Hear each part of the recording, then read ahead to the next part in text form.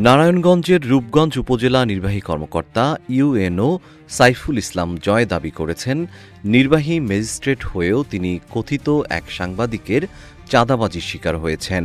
তার অভিযোগ, অপরাধ বিচিত্রার পরিচয়ে শাহীন নামে এক ব্যক্তি প্রথমে সাংবাদিক পরিচয়ে কক্সবাজার ভ্রমণের জন্য ৩টি বিমানের টিকিট এবং একটি ৫ তারকা হোটেলে ৩ রাত থাকার ব্যবস্থা করে দেওয়ার দাবি জানান। এতে রাজি না হলে পরে তিনি ৫০,০০০ টাকা দাবি করেন। টাকা না দিলে সংবাদ প্রকাশ করে তাকে হেয় প্রতিপন্ন করার হুমকি দেওয়া হয় বলেও অভিযোগ করেন ইউএনও। পরে মোবাইল ফোনে খুদে বার্তা পাঠিয়েও একই ধরনের হুমকি দেওয়া হয় বলে জানান তিনি। ইউএনও বলেন, বিষয়টিকে গুরুত্ব না দেওয়ার পর ওই ব্যক্তি তার বিরুদ্ধে উপজেলা প্রকৌশলীর সঙ্গে যোগসাজশে ১% তহবিলের কোটি কোটি টাকা আত্মসাতের অভিযোগ এনে একটি সংবাদ প্রকাশ করেন।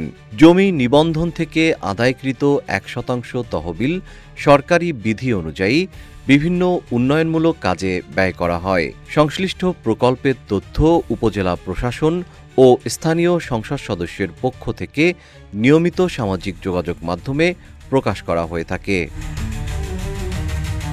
৩০ জুন দুপুরে রূপগঞ্জ উপজেলা পরিষদে আয়োজিত সংবাদ সম্মেলনে এসব অভিযোগ তুলে ধরে অপসাংবাদিকতার বিরুদ্ধে প্রয়োজনীয় ব্যবস্থা গ্রহণ এবং ন্যায়বিচার নিশ্চিত করতে দেশের গণমাধ্যম সংশ্লিষ্টদের সহযোগিতা কামনা করেন ইউএনও। আমাদের রূপগঞ্জ উপজেলা পরিষদে 1% থেকে যে প্রজেক্টগুলো নেওয়া হচ্ছে, এই প্রজেক্টগুলো আমাদের মাননীয় সংসদ সদস্য জনাব মুস্তাফিজুর রহমান ভূঁইয়া দীপু স্যার, উনি ওনার ফেসবুকে এটি অলরেডি প্রচার করেছেন। যখনই কোনো প্রকল্প আমরা নিচ্ছি, সেই প্রকল্পগুলো ওনার ফেসবুক আইডিতে উনি দিচ্ছেন।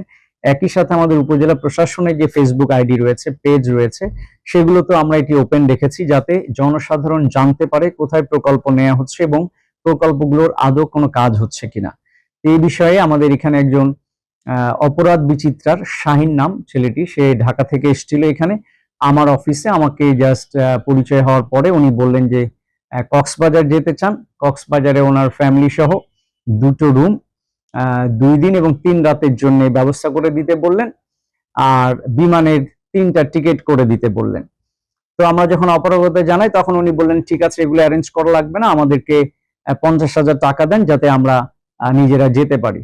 তো আমরা সেগুলোতে অপারগতা প্রকাশ করেছি। তারপর উনি আমাদের ফোনে হুমকি দিয়েছেন। ফোনে আমাদের যে হুমকিটি দিয়েছেন, এখানে দেখেন লেখা আছে যে, আপনি কোথাকার কোন তালেবার, আপনাকে আমরা দেখে নিব এবং 1 সপ্তাহের মধ্যে আপনি বুঝতে পারবেন আমাদের সাথে আমাদের কথা না শোনার ফলাফল কি। এইভাবে উনি আমাদেরকে হুমকি দিয়েছেন। এরপরে এই নিউজটি করেছেন এবং নিউজের কন্টেন্ট আপনি দেখবেন কোনো কন্টেন্ট নাই, জাস্ট বলা হয়েছে যে এখানে আমাদের যে প্রজেক্টগুলো নেওয়া হয় 1% থেকে, সেখানে টাকার তছরূপ হয়েছে, বাট কোথায় হয়েছে, কিভাবে হয়েছে, কোনো ধরনের তথ্য নাই। মোট কথা, উনি আসলে কিছু টাকা চেয়েছিলেন এবং এটি আসলে আমাদের দেশের একটি অশনি সংকেত যে জেম শিহাব, রূপালী বাংলাদেশ। আসলে দায়বদ্ধতা নাই, তারা